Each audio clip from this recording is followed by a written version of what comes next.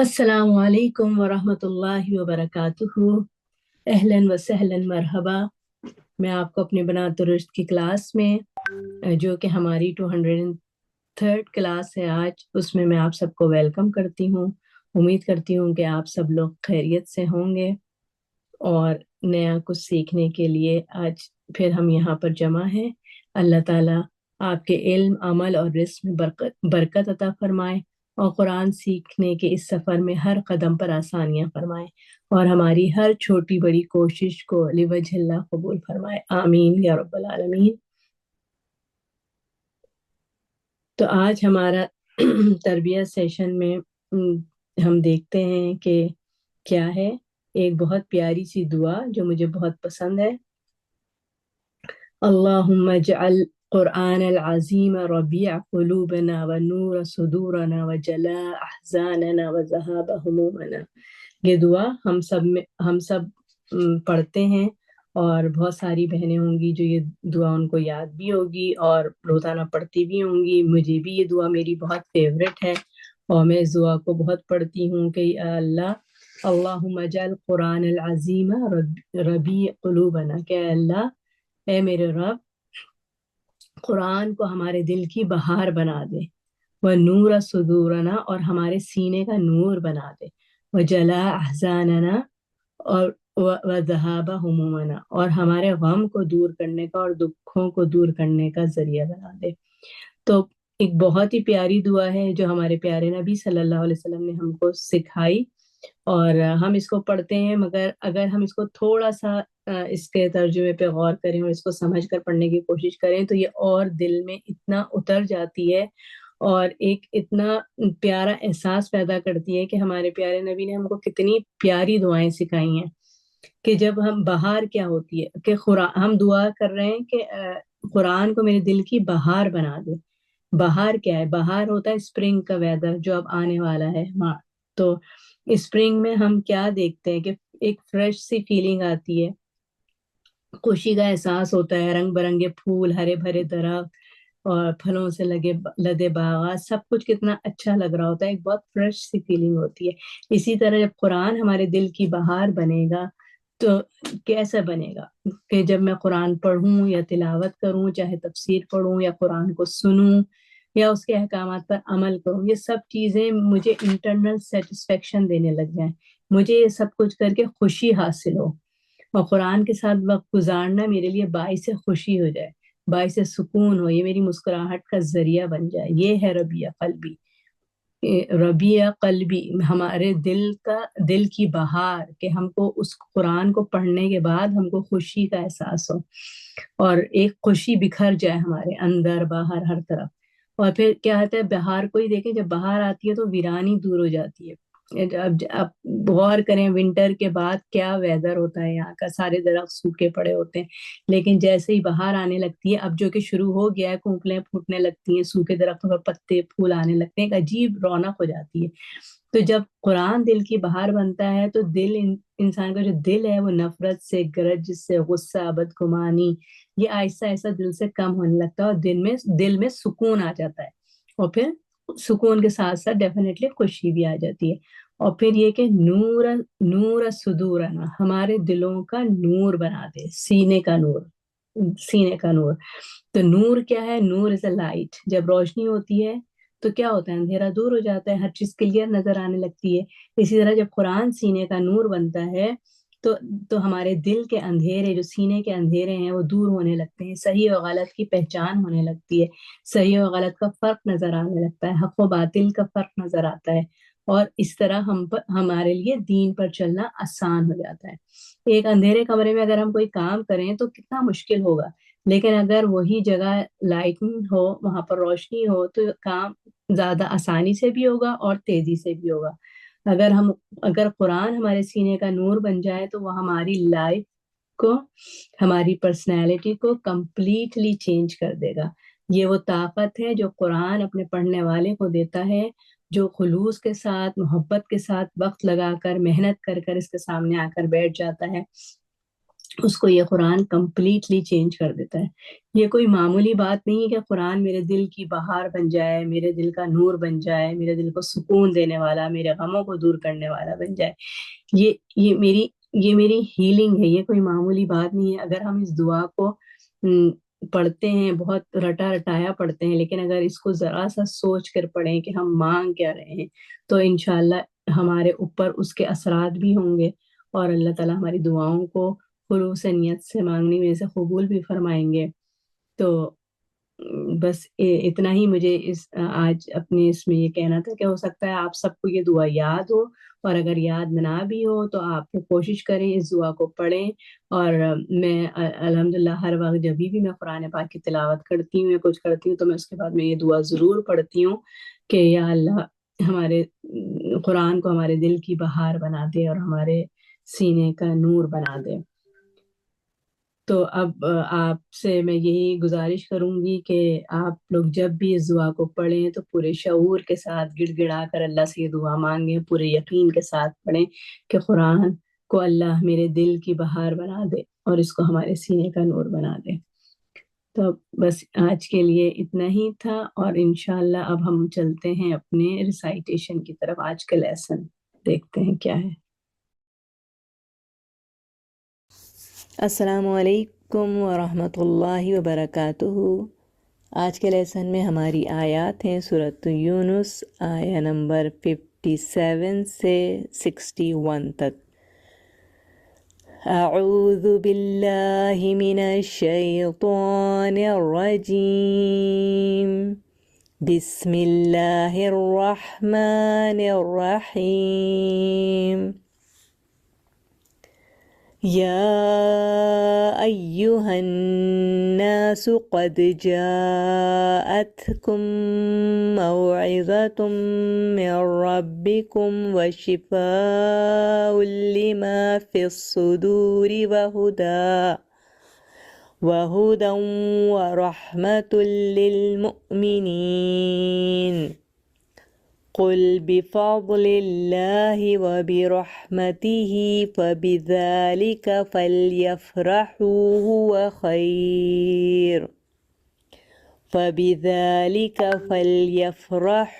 هو خیر مما یجمعون۔ قل أرأيتم ما أنزل الله لكم من رزق فجعلتم منه حراما وحلالا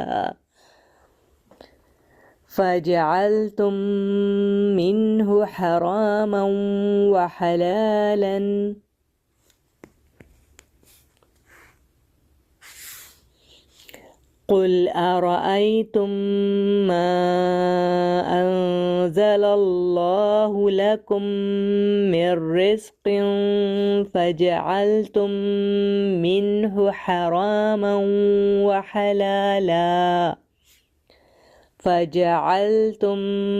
منه حراما وحلالا قل الله أذن لكم أم على الله تفترون۔ وما ظن الذين يفترون على الله الكذب يوم القيامة إن الله لذو فضل على الناس ولكن أكثرهم لا يشكرون۔ وما تكون في شأن وما تتلو منه من قرآن ولا تعملون من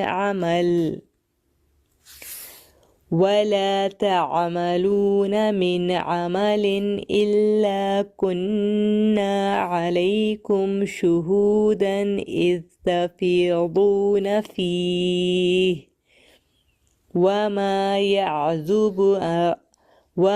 يعزب عن ربك من مثقال مثقال ذرة في الأرض ولا في السماء ولا أصغر من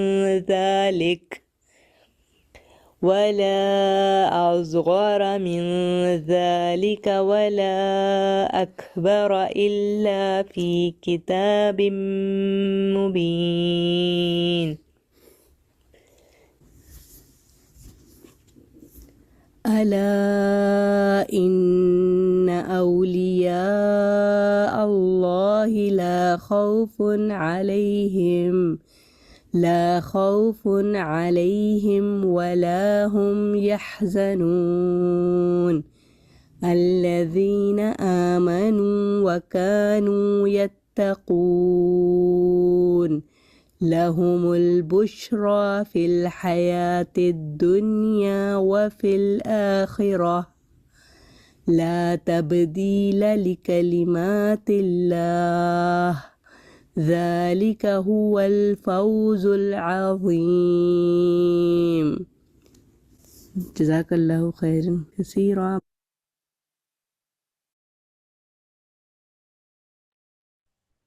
السلام علیکم ورحمۃ اللہ وبرکاتہ. کیسی ہیں میری پیاری پیاری بہنیں؟ امید کرتی ہوں آپ جی. وعلیکم السلام. جزاک اللہ خیر سسٹر سعدیہ، آپ نے اتنا اچھا ہمیں ریمائنڈر دیا آج کے تربیہ سیشن میں. تو تذکیر اور تربیہ یہی ہوتی ہے کہ ہم ایک دوسرے کو ریمائنڈرز دیتے رہیں. یاد دہانی ہمیں ضرورت ہوتی ہے، یاد دہانی کی، نصیحت کی ہمیں ضرورت ہوتی ہے. اسی لیے آپ دیکھتے ہیں کہ قرآن میں اللہ تعالیٰ بار بار کچھ چیزوں کو ریپیٹ کرتے ہیں. وہ کیا ہے؟ یاد دہانی ہے، اس کو ریمائنڈر ہے، رائٹ؟ تو انشاءاللہ ہم امید کرتے ہیں کہ ہم قرآن کو، جیسا کہ سسٹر سعدیہ نے دعا میں بتایا کہ جو دعا ہے اتنی خوبصورت کہ قرآن ہماری زندگی میں اس طرح سے ہو، ہماری زندگی میں لازم اور مظلوم، اور اتنا وہ یعنی ہم اس میں اتنے امرس ہوں، اتنے اس کے ساتھ میں ہمارا اتنا مضبوط تعلق ہو کہ وہ ہمارے دل کی بہار بن جائے. خوشی یعنی جیسے کچھ چیزیں ہوتی ہیں نا، آپ کو پتہ ہے کہ جو جس سے ہمارے دل کو خوشی ہوتی ہے، رائٹ؟ تو ابھی ہم تفسیر میں بھی انشاءاللہ اس کے بارے میں پڑھیں گے. تو قرآن پڑھ کر، قرآن کو حاصل کر کے، اس کو یعنی سن کر، اس کے اوپر عمل کر کے، اس کو سمجھ کر جو خوشی اور فرحت اور ہمیں محسوس ہوتی ہے، تو وہ اللہ کرے ہمیں وہ لیول حاصل ہو جائے کہ ہم قرآن کو پڑھنے والے، اس سے اپنے آپ کو منور کرنے والے ہوں. ہمارا دل اس سے منور ہو جائے، روشن ہو جائے، اور اس کے ذریعے ہمارے غم یعنی غم کا مداوع بن جائے. آپ سوچیں کہ لوگوں کو کتنی یعنی ہر انسان کو کچھ نہ کچھ پریشانی ہوتی ہے، تکلیف ہوتی ہے، کوئی غم ہوتا ہے. تو اس کے لیے کیا کرتے ہیں ہم؟ یعنی آپ دیکھیں کہ اس میں کتنی خوبصورت ایک اللہ تعالیٰ نے اس دعا میں بتایا ہے علاج، کہ قرآن ہمارے غموں کا مداوع بن سکتا ہے. کیسے بن سکتا ہے؟ انشاءاللہ تفسیر میں بھی ہم دیکھیں گے. مختصراً یہ بتاتی ہوں کہ دیکھیں، قرآن سے ہمیں خوشخبریاں ملتی ہیں، قرآن سے ہمیں ہمت بنتی ہے، ہمیں حوصلہ آتا ہے، ہمارا یقین بڑھتا ہے کہ اس زندگی کے بعد بھی ایک زندگی ہے جو ہمیں وہاں پہ عدل و انصاف ملے گا، وہاں پہ ہمیں نعمتیں ملیں گی ہمارے رب سے. تو اس کے ذریعے ہمارے غم دور ہوتے ہیں. تو اللہ کرے ہمارے قرآن ہمارے لیے یہ ساری نعمتیں لانے کا باعث بنے. آمین. اتنا آپ دیکھیے کہ آپ کو یعنی اب جب قرآن سنتے ہیں، جب سسٹر سعدیہ کی بھی ریسائٹیشن آپ سنتے ہیں، تو اس کو اگر ہم دھیان سے سنیں اور ہم یعنی دیکھیں، تو وہ اتنا وہ سکون ملتا ہے اس سے. تو امید ہے کہ انشاءاللہ ہم سب قرآن سے روشنی حاصل کرنے والے اور اس سے اپنے دلوں کو منور کرنے والے بنے. آمین. انشاءاللہ اب ہم اپنے تفسیر کے سیشن کی طرف چلیں گے، اور آج کی آیتیں ہم دیکھیں گے انشاءاللہ. سورہ یونس ہم کر رہے ہیں، آیت نمبر 42 سے 56 تک ہم انشاءاللہ آج کور کریں گے. ایکچولی ریویو جو ہے وہ ہمارا لاسٹ ویک کا ہے. یہ پہلے ہم جو لاسٹ ویک میں ہم نے آیات کی تھی 42 سے 56، اس کا ہم ایک کوئک ریویو کر لیتے ہیں تاکہ نئی آیتیں کرنے سے پہلے ہمیں تھوڑا سا یاد آ جائے کہ ہم نے لاسٹ ویک کیا کیا تھا. ٹھیک ہے، چلیں بسم اللہ. نحمده نصلي على رسوله الكريم فأما بعد أعوذ بالله من الشيطان الرجيم بسم الله الرحمن الرحيم رب اشرح لي صدري ويسر لي أمري واحلل عقدة من لساني يفقه قولي اللهم فقهنا في الدين اللهم اهد قلبي وسدد لساني واسلل سخيمة قلبي. تو لاسٹ ویک جو آیات تھیں آیا نمبر 42، تو اس میں اللہ تعالیٰ فرما رہے ہیں کہ یہ کفار یا آپ منافق کہہ لیں، ان کے بارے میں یہ بات ہے کہ وہ جب نبی صلی اللہ علیہ وسلم جو سناتے ہیں وحی میں سے، قرآن میں سے جو اللہ کا پیغام لوگوں کو سناتے ہیں، تو وہ بڑے کان لگا کر توجہ سے لگتا ہے کہ سن رہے ہیں، رائٹ، لگتا ہے کہ بڑی یعنی غور سے سن رہے ہیں. لیکن اللہ تعالیٰ فرماتے ہیں کہ کیا آپ، نبی صلی اللہ علیہ وسلم سے فرماتے ہیں، کیا آپ ان لوگوں کو سنا سکتے ہیں جو کہ عقل نہ رکھتے ہوں؟ تو ہم نے لاسٹ ویک سسٹر فرحت نے بہت ڈیٹیل میں اس کو ایکسپلین کیا تھا کہ سننا، جیسے ہم اردو میں تو ہم سننا ہی کہتے ہیں، لیکن سمع اور جو غور سے سننا ہے، یعنی ایک ہوتا ہے ہیئرنگ اور ایک ہوتا ہے لسننگ.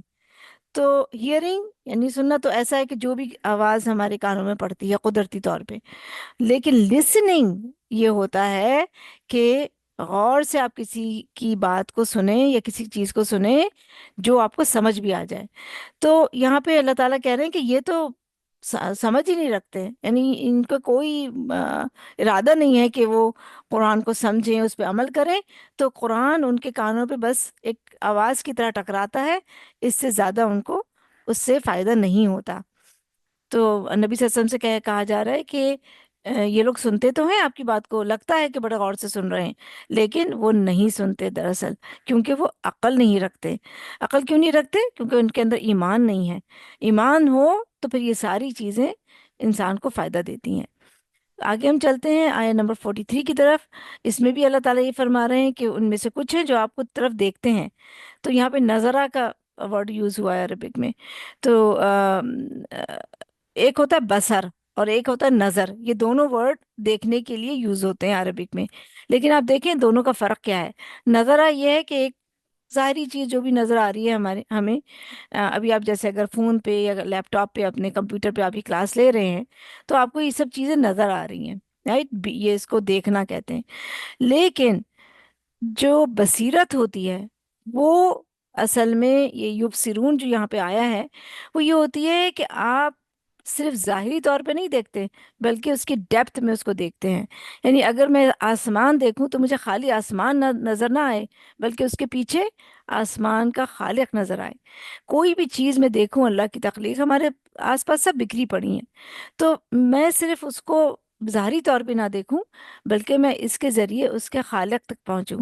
تو یہ ہوتا ہے بصر. تو اللہ تعالیٰ کہہ رہے ہیں کہ کیا آپ اس کو راہ دکھا سکتے ہیں جو کہ عقل کا اندھا ہو. وَلَوْ كَانُوا لَا يُبْصِرُونَ، یعنی بصیرت ہی نہیں رکھتے، تو آپ کیسے وہ ہدایت پائیں گے؟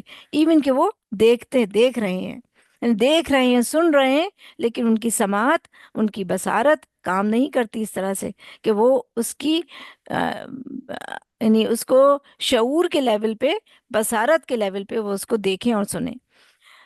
آیت نمبر 44 پہ ہم دیکھتے ہیں کہ اللہ تعالیٰ اس میں یہ بتاتا ہے کہ اللہ تعالیٰ کسی پہ ظلم نہیں کرتا، چاہے وہ کوئی اس کو مانتا ہے یا نہیں مانتا. یعنی ناس کا ورڈ یوز ہوا ہے، لا یظلم الناس شیئا.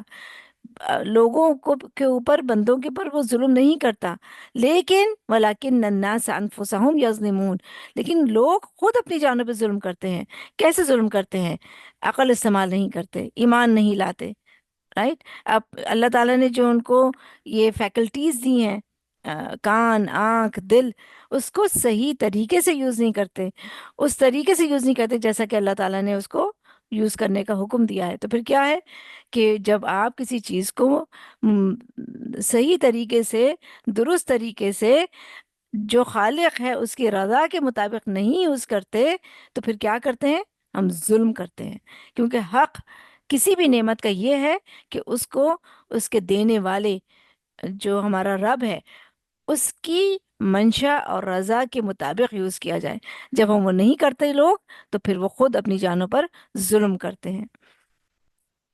آگے فرمایا کہ جس دن اللہ تعالیٰ جمع کرے گا ان سب کو، یہ حشر کے دن کی بات ہے کہ جب اللہ تعالیٰ حشر کے میدان میں، حشر کے دن، قیامت کے دن سارے انسانوں کو جمع کرے گا تو ان کو کیسا لگے گا کہ دنیا میں وہ کتنی دیر ٹھہرے؟ ایک گھڑی، ایک ساعہ، دن میں سے دن بھی پورا نہیں، ایک دن بھی نہیں. من النہار الا ساعتم من النہار، ایک گھڑی دن کی. آپ سوچیں دن کی ایک گھڑی کتنی ہوتی ہے نا. تو یہ محسوس ہوگا قیامت کے دن. اگر جب آپ کمپیئر کریں قیامت کے دن کو، جو کہ بعض لوگوں کے لیے 50,000 سال کے برابر ہو جائے گا، جو کہ ایمان نہیں ہے، اتنا لمبا، طویل اور ہولناک اور وحشت والا وہ دن ہوگا. کن لوگوں کے لیے؟ جو اللہ پہ ایمان نہیں لائے، اللہ کی فرمانبرداری نہیں کی، انہوں نے اطاعت نہیں کی. تو ان کو اس وقت محسوس ہوگا کہ ہم دنیا میں تو بس ایک لمحہ، ایک ساتھ ہی ٹھہرے تھے. یا رافون بینہم، اور وہ ایک دوسرے کو پہچان رہے ہوں گے. اس دن ایسا نہیں ہوگا کہ کوئی کسی کو پہچانے گا نہیں. اس دن سب اپنے رشتہ داروں کو، دوستوں کو، لوگوں کو پہچان رہے ہوں گے. اللہ تعالیٰ فرماتے ہیں کہ لیکن ان لوگوں نے خسارہ پایا. دے آر ان لاس، جنہوں نے اللہ کی ملاقات کو جھٹلایا. انہوں نے یقین ہی نہیں کیا کہ وہ اللہ سے ایک دن ملنے والے بھی ہیں. اور جب انہوں نے اس بات کو جھٹلا دیا، اللہ کی ملاقات کو جھٹلا دیا، تو کیسے وہ ہدایت پاتے؟ ہدایت تو یہ تھی نا کہ اگر وہ ہدایت لیتے اللہ کی کتاب سے تو وہ ضرور جان لیتے اور اس بات پہ ایمان و یقین رکھتے کہ ایک دن آئے گا جب مجھے اپنے رب کے پاس، اپنے خالق کے پاس لوٹ کے جانا ہے، میری ملاقات ہونے والی ہے اپنے رب سے. تو وہ پھر اس کے مطابق اپنی دنیا کی زندگی بھی گزارتا. جب وہ نہیں کیا اس نے تو پھر کیا ہے؟ وما کانوا مہتدین، وہ ہدایت پانے والے نہ تھے. آگے ہم دیکھتے ہیں آیہ نمبر 46 میں کہ اس میں اللہ تعالیٰ فرماتے ہیں کہ اگر ہم آپ کو یعنی نبی صلی اللہ علیہ وسلم کو دکھا دیں بعض وہ چیزیں جو ہم ان سے وعدہ کرتے ہیں، ان لوگوں سے جو یا کفار سے یا منافقون سے جو وعدہ ہے اللہ کا کہ وہ ضرور عذاب لائے گا، وہ لوگ ضرور عذاب پائیں گے جو اللہ کی ملاقات کو، آخرت کے دن کو، اللہ کے اوپر ایمان نہیں لاتے. تو اللہ کے عذاب میں سے کچھ بعد الذی نعدہم، کچھ اس میں سے، سارا نہیں، کچھ اس میں سے عذاب ہم آپ کی زندگی میں ہی آپ کو دکھا دیں، ہو سکتا ہے. اور آئے بھی، ہم جانتے ہیں کہ فرعون کے پاس بھی یعنی جب انہوں نے فرعون نے حضرت موسیٰ کی جو ان کی وہ معجزات تھے اللہ کی طرف سے، ان پہ یقین نہ کیا، حضرت موسیٰ کے جو پیغام تھا اس کو قبول نہ کیا، تو اس پہ عذاب آیا. اللہ نے چھوٹے چھوٹے عذاب بھیجے ان کو دکھانے کے لیے، ان کو وارن کرنے کے لیے، لیکن پھر بھی وہ نہیں مانے. تو اللہ تعالیٰ کہہ رہے ہیں کہ اگر ان کی زندگی میں ہی ہم بعض ایک عذاب لے آئیں، یہاں پہ اہل مکہ اور باقی لوگوں سے کے لیے یہ بات کہی گئی ہے جو آپ صلی اللہ علیہ وسلم کی دعوت ایمان پہ انہوں نے وہ نہیں لائے، انہوں نے لبیک نہیں کہا، یا ہم آپ کو فوت کر دیں، یعنی آپ کی وفات کے بعد بھی ہو سکتا ہے، نبی صلی اللہ علیہ وسلم کی وفات کے بعد بھی بعض عذاب ان کے پر آ سکتے ہیں. تو ان کو یہ یاد رکھنا چاہیے کہ ان کا پلٹنا، واپس جانا تو اللہ ہی کی طرف ہے. بالآخر اس دنیا کی زندگی کے بعد، موت کے بعد، ان کا لوٹنا، ان کا پلٹنا تو اللہ ہی کی طرف ہے، واپس ہم اللہ ہی کی طرف جائیں گے، چاہے وہ اس پہ ایمان لائیں یا نہ لائیں.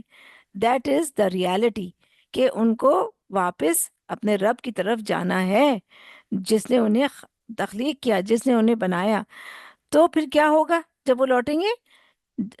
پھر اللہ تعالیٰ گواہ ہے اس پر جو وہ کرتے ہیں. یعنی کوئی ضروری نہیں ہے کہ انسان کو ہی یعنی وہ اگر وہ سمجھے کہ قیامت کے دن، حشر کے دن، جب میری پوچھ گچھ ہوگی، جب میری اکاؤنٹیبلٹی ہوگی تو میں کچھ بھی بات بنا دوں، ہے نا، کچھ بھی کہہ دوں. تو ایسا نہیں ہوگا، بلکہ اللہ تعالیٰ گواہ ہے اس پر جو وہ کرتے رہے اپنی زندگی میں. تو یعنی آپ دیکھیں کہ اللہ کا گواہ ہونا بہت بڑی چیز ہے. کاش کہ ہم سب لوگ اس بات کو جان لیں، سمجھ لیں کہ ہم جو کچھ بھی کرتے ہیں اللہ اس پہ گواہ ہے. آگے ہم دیکھتے ہیں آیت نمبر 47 میں اللہ تعالیٰ فرماتے ہیں کہ ہر امت کے لیے اللہ تعالیٰ نے رسول بھیجے. ایسا نہیں ہے کہ کوئی بھی امت ایسی ہو جس کے لیے اللہ تعالیٰ نے ایک ڈرانے والا، ایک سمجھانے والا، ایک ہدایت دینے والا نہ بھیجا ہو. تو یہاں پہ دیکھیے یہ دلیل ہے اس بات کی کہ اللہ تعالیٰ نے اپنے بندوں کو کبھی بھی ہدایت سے محروم نہیں کیا، ایسی نہیں چھوڑ دیا انہیں بنا کر، پیدا کر کے، بلکہ ہر امت پہ اللہ تعالیٰ نے ایک رسول بھیجا. قرآن میں تمام کا ذکر نہیں ہے، اور ضروری نہیں، ہمارے لیے ضروری بھی نہیں ہے کہ ہم ان تمام انبیاء کو جانیں جو اللہ تعالیٰ نے بھیجے نبی صلی اللہ علیہ وسلم تک، آدم علیہ السلام سے نبی صلی اللہ علیہ وسلم تک جتنے بھی رسول بھیجے اللہ تعالیٰ نے، تو ان سب کا ذکر نہیں ہے، صرف چند ایک کا ذکر ہے. اور اللہ تعالیٰ نے بس انہی کا ذکر کرنا ہمارے لیے مناسب سمجھا، تو انہی کا ذکر ہے. لیکن حقیقت یہ ہے کہ اللہ تعالیٰ نے ہر امت کے لیے ایک رسول، پیغام پہنچانے والا، ہدایت دینے والا بھیجا. پھر جب ان کا رسول آ جائے گا، قیامت کے دن کی بات ہے، تو ان کے درمیان فیصلہ کر دیا جائے گا انصاف کے ساتھ، اور ان کے اوپر ظلم نہ کیا جائے گا. ہم جانتے ہیں کہ قیامت کے دن ہر امت اپنے رسول کے ساتھ حاضر ہوگی اللہ کے سامنے، اور پھر ان کی شہادت لی جائے گی اور ان کے اوپر حجت تمام کی جائے گی کہ یہ رسول آیا تھا، تم نے اس کے میسج کو لیا تھا، مانا تھا، عمل کیا تھا، رسول کی پیروی کی تھی. تو پھر ان ساری چیزوں کے بعد ان کے اوپر انصاف کے ساتھ ان کے لیے ان کا فیصلہ کیا جائے گا. اور اللہ تعالیٰ کبھی بھی ظلم نہیں کرتا اپنے بندوں پر، ان کے اوپر کوئی ظلم نہ ہوگا اس دن، بہت انصاف اور عدل کے ساتھ ان کا فیصلہ کیا جائے گا. اور آیت نمبر 48 میں وہ کہتے ہیں، یہ قیامت کو اللہ تعالیٰ کو جھٹلانے والے لوگوں کی بات ہے کہ وہ کہتے ہیں کہ کب آئے گا وہ یہ دھمکی، اور یہ کب آئے گا یہ وعدہ جو عذاب کا، جو جس سے تم ہمیں ڈراتے ہو، تو لے آؤ. یعنی کب ہے، بتاؤ تم ہمیں کب آئے گا. اگر تم سچے ہو تو بتاؤ کب آنے والا ہے وہ عذاب جس کی تم ہمیں دھمکی دیتے ہو. تو نبی صلی اللہ علیہ وسلم سے کہا گیا آیت نمبر 49 میں کہ آپ کہہ دیجئے ان سے کہ میں اپنے ذات کے لیے بھی کسی نقصان اور نفع کا مالک نہیں ہوں، مگر یہ کہ اللہ جو چاہے. اور ہر امت کے لیے ایک مدت ہے، یعنی یہ نہیں ہو سکتا کہ تمہارے لیے جو اللہ تعالیٰ نے اس امت کے لیے جو وقت رکھا ہے، مقرر کیا ہے، اس سے پہلے ہی عذاب آ جائے ان پر، یا اس سے پہلے ہی قیامت آ جائے. تو یہ نہیں ہو سکتا، بلکہ ہر امت کے لیے اللہ تعالیٰ نے ایک مقرر مدت تعین کی ہے. اور جب وہ آ جائے گی، وہ وقت آ جائے گا، ان کی مدت اس امت کے مکمل ہو جائے گی، تو پھر ایک لمحے بھی وہ نہ تو اس سے آگے بڑھ سکیں گے، اور نہ وہ ایک لمحے اس سے پیچھے جا سکیں گے. وہ آ گئی تو پھر معاملہ تمام ہوگا. اور پھر نبی صلی اللہ علیہ وسلم سے کہا جا رہا ہے کہ آپ ان کو بتا دیجئے آیت نمبر 50 میں کہ کیا تم نے یہ غور کیا ہے اس بات پہ کہ اگر تمہارے پاس اللہ کا عذاب رات کو یا دن کو آ جائے، یعنی کسی بھی وقت آ جائے، جس کی تم اتنی فرمائش کر رہے ہو کہ کب آئے گی وہ، لے آؤ، تو اگر وہ آ جائے، ظاہر دن یا رات میں سے کسی وقت آئے گا، تو کیوں تم یعنی مجرموں سے کہا جا رہا ہے کہ کیوں تم اس چیز کے لیے جلدی کر رہے ہو. یعنی یہ عقل نہیں مانتی کہ کوئی بھی انسان عذاب کے لیے یا سزا کے لیے اس کی جلدی کرے، اور کہے کہ بھئی وہ جلدی لے آؤ اس کو. یعنی عقل کی بات تو یہ ہے کہ کوئی بھی عذاب کو نہ مانگے، بلکہ اس کو ٹالنے کی دعا کرے، کوئی خواہش کرے کہ بھئی یہ عذاب مجھ سے ٹل جائے. لیکن ان کی عقل ایسی ہے، عقل کے ایسے اندھے ہیں کہ وہ اس میں جلدی مچاتے ہیں. کہا بھائی اگر آنا ہے عذاب اللہ کا تو لے آؤ. تو اس میں یہی کہا جا رہا ہے نبی صلی اللہ علیہ وسلم سے کہ آپ ان کو بتا دیجئے کہ جب وہ عذاب آ جائے گا یا ان کی مدت کمپلیٹ ہو جائے گی، ختم ہو جائے گی، تو اس کے بعد تم ایمان لاؤ یا نہ لاؤ برابر ہے تمہارے لیے. کیونکہ جب موت کا وقت یا جو ہمارا کسی امت کا ایک وقت مقرر ہے، جب وہ مکمل ہو جائے گا، تو اس کے بعد ایمان لانا یا کوئی نیک عمل کرنا فائدہ نہ دے گا. تو اللہ تعالیٰ یہ کہنے کیا تم اب، یعنی جب وہ واقع ہو جائے گا عذاب، تب تم اللہ پہ ایمان لاؤ گے. تو یعنی اور یہ وہ چیز ہے جس کے لیے تم جلدی مچاتے تھے، جلدی مانگتے تھے، تو اب کیا فائدہ ہے تمہارے، یہ تم دیکھ لو کہ تم یہی وہ چیز ہے جس کے لیے تم جلدی کرتے تھے، اب آ گئی تو اب پھر عذاب آ گیا، اللہ تمہارا وقت مکمل ہو گیا، تو اب تمہارا ایمان لانا یا توبہ کرنا کوئی معنی نہیں رکھتا۔ آیت نمبر 52 میں کہ ان لوگوں سے کہہ دیا جائے گا جنہوں نے ظلم کیا کہ اب چکھو عذاب، ہمیشگی کا عذاب، بالخلد، یعنی اب یہ ہمیشہ ہمیشہ کی زندگی ہے۔ تم دنیا میں تو مانگتے رہے اس کو جلدی، اب جب وہ آ گیا، اب وہ وقت آ گیا، تو اب تم چکھو عذاب کا مزہ، اور تمہیں وہی بدلہ دیا جائے گا جس کے تم مستحق ہو، اور جو تم نے دنیا میں کمائی کی، اچھے عمل یا برے عمل، جو بھی تم نے کمایا، اب تمہیں اسی کی سزا دی جائے گی، وہی بدلہ دیا جائے گا اسی کا۔ تو اب یہ ہے کہ اب تو کوئی فائدہ نہیں ہے۔ اور نبی صلی اللہ علیہ وسلم سے کہا جا رہا ہے کہ وہ آپ سے پوچھتے ہیں کہ کیا یہ سچ ہے کہ ایسا ہوگا؟ تو آپ کہہ دیجئے ہاں، قسم ہے میرے رب کی، بے شک وہ یقیناً حق ہے۔ یعنی یہ جو دین اور یہ پیغام اللہ تعالیٰ کا نبی صلی اللہ علیہ وسلم لائے ہیں وہ یقیناً حق ہے، قیامت برحق ہے، وہ آئے گی، اور تم اللہ تعالیٰ کو عاجز کرنے والے نہیں ہو۔ یعنی یہ ہو نہیں سکتا کہ کوئی انسان اللہ سے بھاگ سکے یا اللہ کو عاجز کر سکے، کیونکہ وہ بہت بڑی قدرت رکھنے والا ہے۔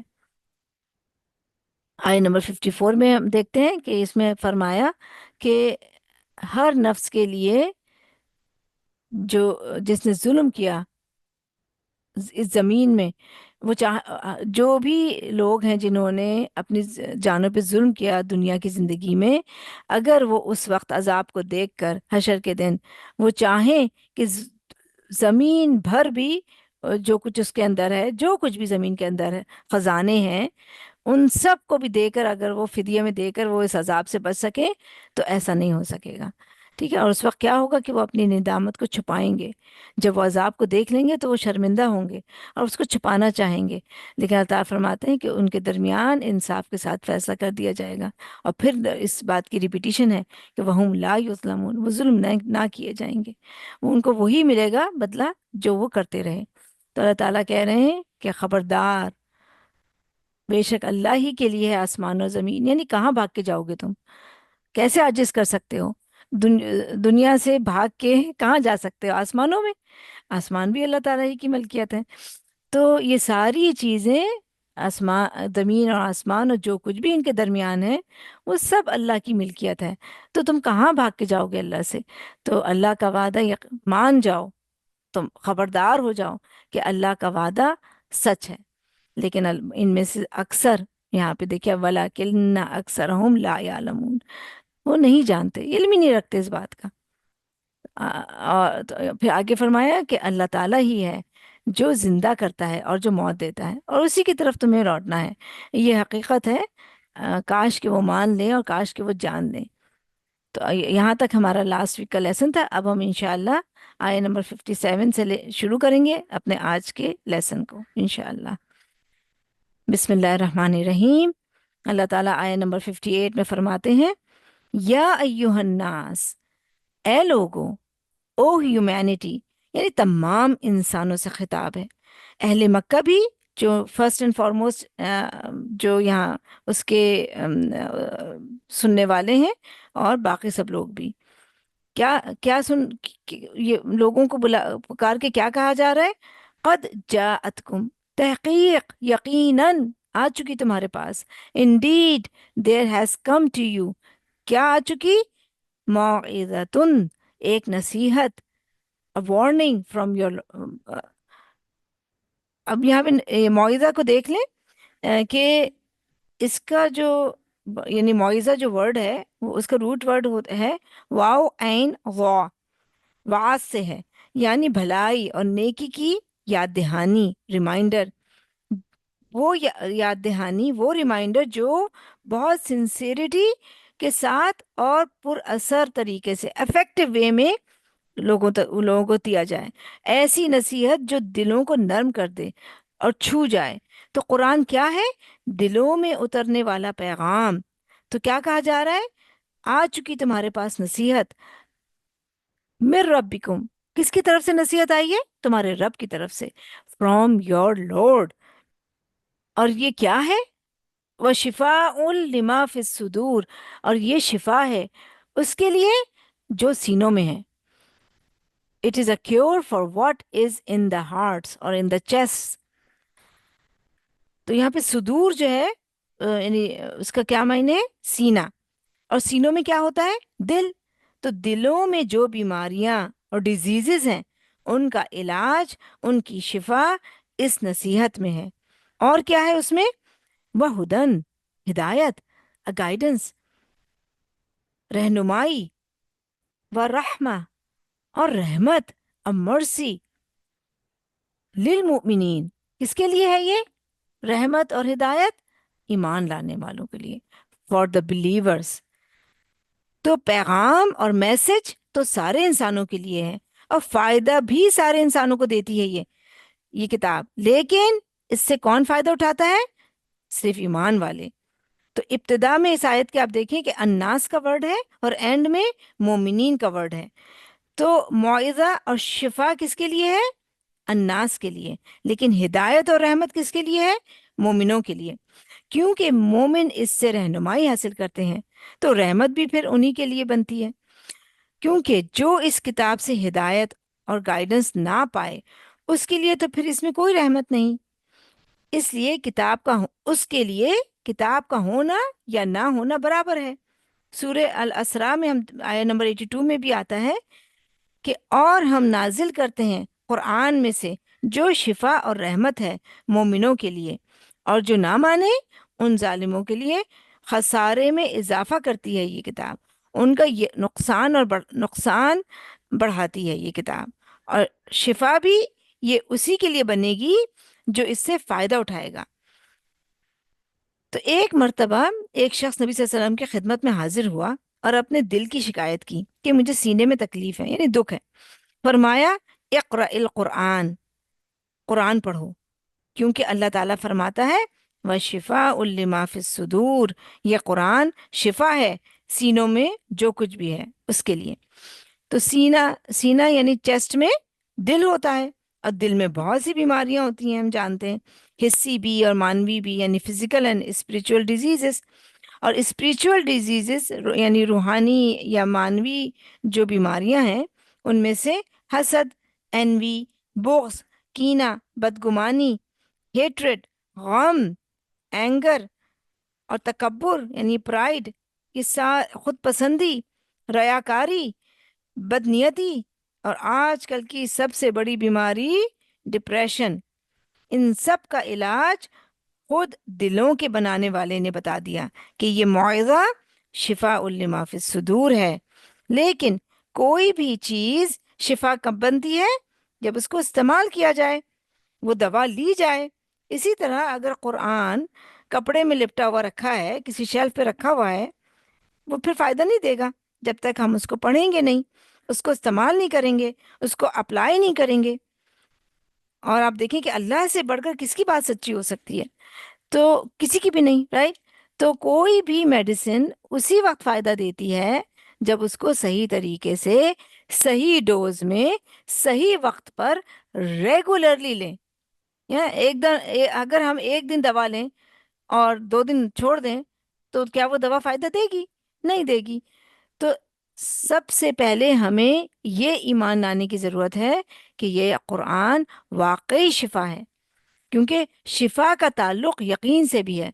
यानी अगर हमें यकीन हो इस बात का कि इसमें शिफा है, तभी वो शिफा बनेगी. ठीक है? यानी वो शक में होते हुए कि पता नहीं होगी नहीं होगी, तो फिर नहीं फायदा होता. अब आम दवाओं को भी देख लें जो डॉक्टर्स वगैरह देते हैं. अगर कोई इंसान, या तजर्बा करके देखें, कोई वो ये सोच के लेके पता नहीं इस दवा से मुझे फायदा होगा ही नहीं होगा, तो यकीन यकीन करें कि वो दवा फायदा नहीं देगी, हालांकि वो सही दवा है. तो इसलिए यकीन का होना, दिल का सही, यानी उसको मानना कि हाँ ये दवा मेरे लिए, ये जो चीज़ है मेरे लिए शिफा है, तभी भी शिफा होती है. तो कुरान पढ़ें तो सच्चे तालिब होकर, पूरे यकीन और ईमान के साथ. फिर हमारे दिल में जो भी सवाल आएगा या परेशानी होगी, उसका हल और जवाब हमें ये किताब ज़रूर देगी. लेकिन हमारी प्रॉब्लम ये है कि हम बीमारी की रूट कॉज नहीं समझते. यानी जो हमारे दिलों में बीमारियां हैं, उसको हम समझते ही नहीं कि क्यों है ये. تو جب ڈائگنوسس غلط ہو تو پھر ٹریٹمنٹ بھی غلط ہی کرتے ہیں.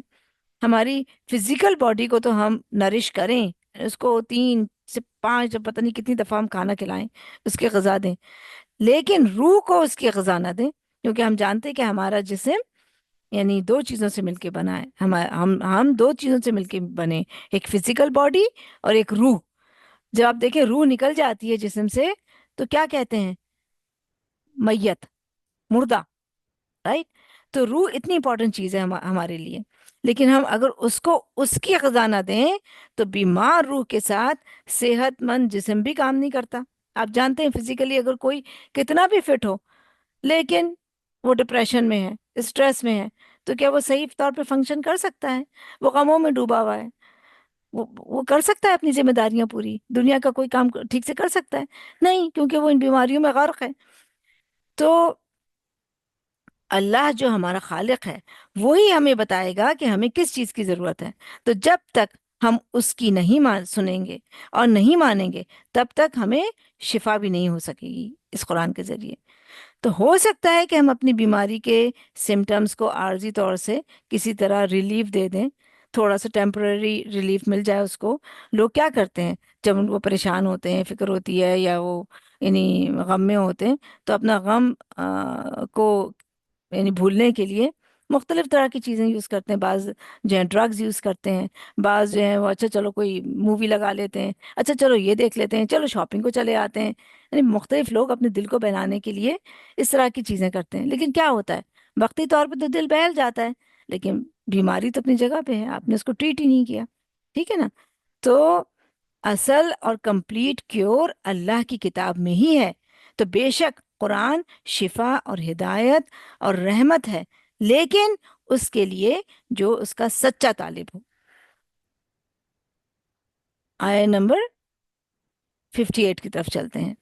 اللہ تعالیٰ فرماتے ہیں قل بفضل اللہ، say او پروفٹ صلی اللہ علیہ وسلم in with Allah's grace، یعنی کہہ دیجئے ساتھ فضل کے اللہ کے. تو یہاں پہ اللہ کا فضل کیا ہے؟ قرآن کا نزول. اور آگے کیا فرمایا؟ وہ بھی رحمت ہی، اور اس کی رحمت کے، یعنی اللہ کے فضل اور اس کی رحمت کے، یعنی in Allah's grace and mercy. کیا کریں؟ یعنی قرآن کے مقابلے میں یہاں پہ جو آیا ہے اللہ کی رحمت کا ذکر ہوا ہے، وہ بھی رحمت ہی. تو قرآن کے مقابلے میں اللہ کی رحمت کیا ہے؟ نبی صلی اللہ علیہ وسلم کی سنت اور طریقہ، جس کے مطابق آپ نے یہ قرآن پڑھ کر سنایا اور سکھایا اور عمل کر کے دکھایا. تو کیا فرما رہے ہیں اللہ تعالیٰ؟ قل بفضل اللہ و برحمتہ فبذالک، بس بوجہ اس کے، بیکاز آف دس، کس کے ساتھ؟ فبذالک، بوجہ اس کے، کس کی طرف اشارہ ہو رہا ہے؟ قرآن کے. تو قرآن کی 4 صفات ہم نے ابھی تک دیکھی جو ہمیں بتائی گئی کہ قرآن کیا ہے؟ موعظہ، نصیحت، شفا، ہدایت اور رحمت. تو قرآن جو یہ موعظہ، شفا، رحمت اور ہدایت ہے اور اللہ کا فضل ہے، تو کیا کریں اس کے ساتھ؟ فَلْيَفْرَحُوا، بس چاہیے کہ وہ خوش ہوں. let them rejoice. تو اللہ کی اس رحمت پہ ہم خوش ہو جائیں، اس قرآن کے ملنے اور اس کے جاننے کو اور اس کے حاصل ہونے پر. اللہ تعالیٰ کیا کہہ رہے ہیں؟ انہیں چاہیے کہ وہ خوشیاں منائیں. یہ ہے چیز سیلیبریٹ کرنے کی. اور آگے یہ کیا ہے؟ ہوا خیرم، وہ بہتر ہے. دیٹ از فار بیٹر، یعنی قرآن بہتر ہے کس سے؟ مما یجمعون، ان تمام چیزوں سے جو وہ جمع کرتے ہیں. یعنی Quran is better, for better than whatever ایور they are accumulating. تو یہاں پہ یعنی وہ ساری چیزیں جو دنیا کے لوگ سمیٹ رہے ہیں، اکٹھا کر رہے ہیں، ان کے مقابلے میں جس کو قرآن مل جائے وہ ان سب سے زیادہ خوش ہو سکتا ہے. یعنی جس کو قرآن مل گیا اس کو سب سے زیادہ خوش ہونا چاہیے، اس کے مقابلے میں جو لوگ دنیا کی ساری چیزیں جو بھی وہ اکٹھا کر رہے ہیں. تو انسان کو کس بات پہ خوش ہونا چاہیے؟ قرآن کی نعمت پر، کہ اللہ نے اس کو اہل قرآن میں سے بنایا۔ ایک حدیث میں آتا ہے کہ اللہ تعالی نبی صلی اللہ علیہ وسلم فرماتے ہیں کہ اللہ کے کچھ اہل ہیں، بس یعنی اللہ کے خاص بندے ہیں یا اللہ والے ہیں۔ تو پوچھا گیا کہ وہ کون ہیں؟ فرمایا وہ اہل قرآن ہیں، یعنی اہل قرآن اہل اللہ ہیں۔ کتنی بڑی سعادت ہے، کتنا بڑا اسٹیٹس ہے، سبحان اللہ۔ اور قرآن والوں سے مراد وہ لوگ ہیں جو قرآن کو سمجھیں، ایسے لوگ جو اللہ سے اپنے یعنی جو ان کا خالق ہے اس سے ڈائریکٹ کمیونیکیٹ کر سکیں، تو وہ اہل قرآن ہیں، اہل اللہ ہیں۔ تو ہم دیکھتے ہیں کہ دنیا میں انسان کے بہت سے رشتے اور تعلق ہوتے ہیں، لیکن جو تعلق ماں سے ہوتا ہے، اور جس طرح ماں کے ساتھ کمیونیکیٹ کر سکتا ہے کوئی، یعنی وہ جو باتیں ماں کو بتا سکتے ہیں وہ شاید کسی اور کو نہیں بتا سکتے، یعنی اگر انسان کا ماں کے ساتھ میں تعلق درست ہو تو یعنی اپنے دکھ، درد پریشانی، یعنی ہم اپنی ماں کو بتانے میں آسانی محسوس کرتے ہیں، رائٹ؟ کیونکہ ماں سنتی ہے، سمجھتی ہے، رائٹ؟ اور وہ جتنا اس کے بس میں ہوتا ہے وہ اس کو سالو کرنے کی کوشش کرتی ہے۔ تو یہ یعنی انسان کا فطری تعلق ہوتا ہے ماں کے ساتھ، اور ہم جانتے ہیں کہ اللہ تعالیٰ 70 ماؤں سے بڑھ کر پیار کرنے والا ہے۔ تو کیا وہ ہمارے دلوں کا حال اور ہماری ضروریات نہیں جانتا؟ ہماری بے چینیاں، پریشانیاں، غم، دکھ، ہماری ضروریات، کیا اس کو نہیں پتا؟ سب پتا ہے۔ تو قرآن دراصل اللہ اور بندے کے درمیان کمیونیکیشن کا ذریعہ ہے۔ یہ کلام اللہ ہے جس کے ذریعے بندہ اللہ کے ساتھ ہم کلام ہوتا ہے، اس کی سنتا ہے۔ یہ ہو نہیں سکتا کہ اس کے بغیر انسان اپنے خالق سے صحیح طریقے سے کمیونیکیٹ کر سکے۔ تو قرآن کیا ہے؟ اللہ سے کمیونیکیٹ کرنے کا، باتیں کرنے کا، اس کی سننے کا کہ اللہ تعالیٰ کیا فرما رہے ہیں، اس کا ذریعہ ہے۔ اور جب انسان کو یہ ذریعہ مل جاتا ہے تو وہ ہر ایک سے بے نیاز ہو جاتا ہے، اور پھر تبھی انسان کے اندر حقیقی اطمینان، سکون اور خوشی کی کیفیت پیدا ہوتی ہے، اور یہی دراصل اللہ کا فضل ہے۔ آپ دیکھیں کہ آپ کو اگر کوئی پریشانی، تکلیف ہے، دکھ ہو، وہ آپ کسی سے بھی کہہ دیں، چاہے اپنی ماں سے کہہ دیں، یا اپنی بہنوں سے، یعنی بہن بھائیوں سے، یا اپنے اسپاؤس سے، یا اپنے دلی دوست سے، کسی سے بھی کہہ دیں تو وہ تھوڑا تو بتا لے گا آپ کا دکھ، درد، پریشانی۔ ہو سکتا ہے کچھ آپ کو مشورے بھی دے دیں، اور ہو سکتا ہے کہ وہ کچھ آپ کی ہیلپ بھی کر سکے، ہو سکتا ہے، یعنی اللہ کا فضل ہوگا، اللہ کی رضا ہوگی تبھی وہ آپ کی کچھ کر بھی سکے گا۔ لیکن جب ہم اپنی سارے دکھ، پریشانی، غم، مصیبت سب اللہ کے حوالے کر دیتے ہیں تو وہ جو اطمینان ملتا ہے نا کہ اب تو میں نے یعنی اس خالق کے حوالے اپنی ساری مشکلات کر دی ہیں جو ہر چیز پہ کی قدرت رکھتا ہے، وہ چاہے تو میری دکھ، پریشانی، مصیبت دور کر سکتا ہے۔ تو جب ہم اللہ کے ساتھ میں ہمارا ایسا تعلق ہوتا ہے، اللہ کے حوالے ہم کرتے ہیں، اتنا اس پہ توکل ہوتا ہے، تو پھر انسان بے نیاز ہو جاتا ہے، یعنی بے فکر ہو جاتا ہے، اور اس کو جو سکون اور خوشی ملتی ہے کہ اب یقیناً اللہ تعالیٰ میرے لیے کچھ آسانی، یعنی فائدہ، میرے لیے کوئی حل نکالے گا، اور وہ میری ضرورت کو پورا کر دے گا، ٹھیک ہے؟ تو یہ کیا ہے قرآن؟ ہوا خیر مما یجمعون۔ تو آپ دیکھیں کہ لوگ کیا کیا جمع کرتے ہیں، کیا کیا کلیکشن چیزیں کرتے ہیں لوگ کیا کیا، مطلب ان کی وہ چیزیں ہوتی ہیں جو دنیا کی زندگی میں وہ کلیکٹ کرتے ہیں۔ جیولری، یعنی گولڈ جیولری خواتین ہم کرتے ہیں، کرسٹلز ہوتے ہیں، اینٹیکس ہوتے ہیں، بیگز ہوتے ہیں جو ہم خریدتے ہیں، شوز، کپڑے، ڈریسز، رائٹ، کراکری، یعنی بے شمار چیزیں ہیں جو لوگ جمع کرتے ہیں۔ لیکن جو قرآن ہم پڑھ کر، سمجھ کر، اپنے سینوں میں محفوظ کرتے ہیں اور اس پر عمل کر کے دنیا سے رخصت ہوتے ہیں، تو وہ موت کے بعد بھی قبر میں ایک خوبصورت دوست کی صورت میں ساتھ ہوتا ہے۔ آپ سوچیں کہ قبر میں جب اتنا اندھیرا ہوگا، کوئی نہیں ہوگا نا، جانتے ہیں، تو قرآن ایک خوبصورت دوست کی صورت میں ہمارے ساتھ قبر میں ہوگا، اگر ہم نے اس کو اپنے ساتھ محفوظ کیا ہے، اپنے اندر محفوظ کیا ہے. یعنی آپ دیکھیں کہ موت کے بعد ہم کوئی چیز اپنے ساتھ نہیں لے جا سکتے قبر میں، right?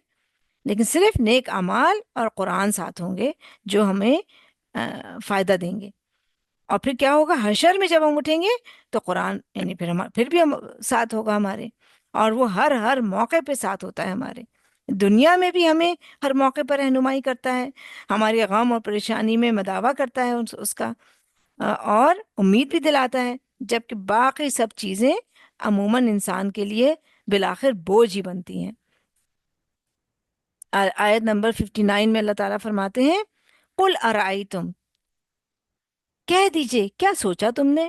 Ask the pagans, O Prophet صلی اللہ علیہ وسلم, have you seen, have you wondered, ما انزل اللہ لکم من رزق، جو نازل کیا اللہ نے تمہارے لیے رزق میں سے.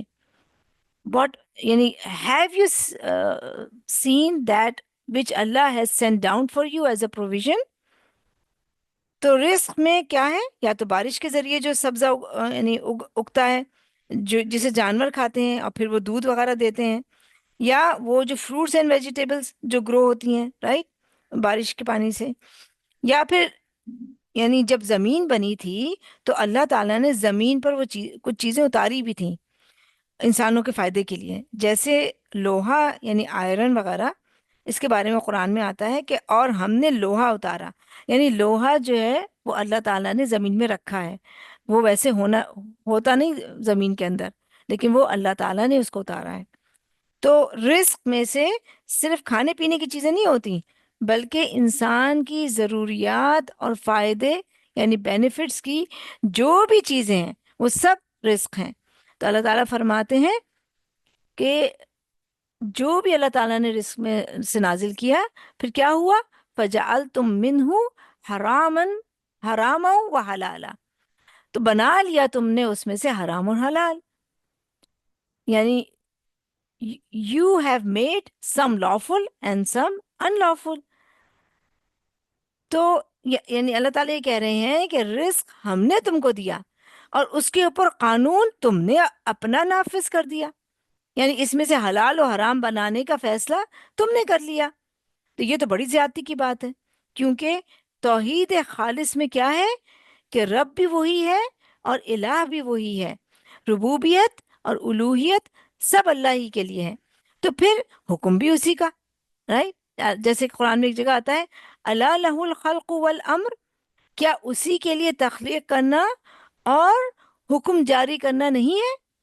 تو جس نے ہمیں یہ سب کچھ دیا ہے اسی کا حق بنتا ہے کہ وہ ہمیں بتائے کہ اس میں سے کیا استعمال کرنا ہے، کیا حلال ہے اور کیا استعمال نہیں کرنا ہے، یعنی کیا حلال نہیں حرام، کیا چیز حرام ہے، یعنی کیا جائز ہے اور کیا ناجائز ہے، وہ اللہ ہی ہمیں بتائے گا جس نے ہمیں دیا ہے.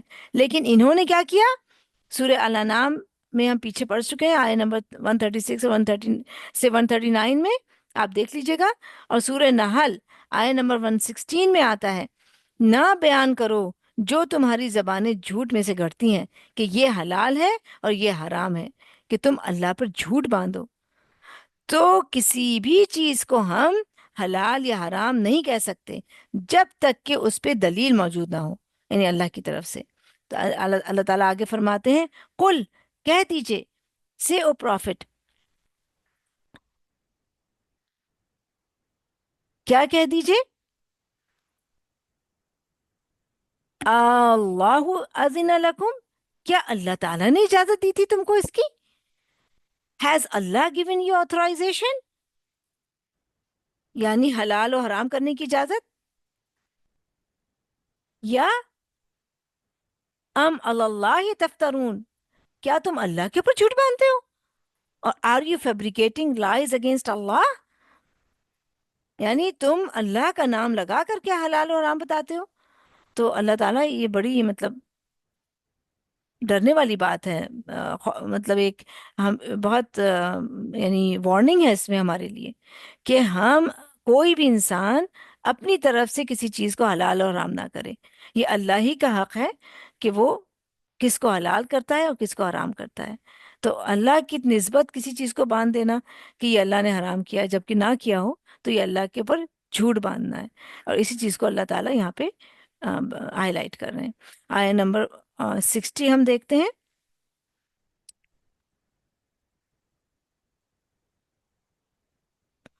اللہ تعالیٰ فرماتے ہیں وَمَا ظَنُّ الَّذِينَ يَفْتَرُونَ عَلَى اللَّهِ الْكَذِبَ الَّذِينَ يَفْتَرُونَ عَلَى اللَّهِ الْكَذِبَ يَوْمَ الْقِيَامَةِ، اور کیا ہے گمان ان لوگوں کا جو گھڑتے ہیں اللہ پر جھوٹ قیامت کے دن۔ یعنی what do these who fabricate lies against Allah expect on judgment day؟ تو کیا جھوٹ گھڑتے ہیں وہ قیامت کے بارے میں؟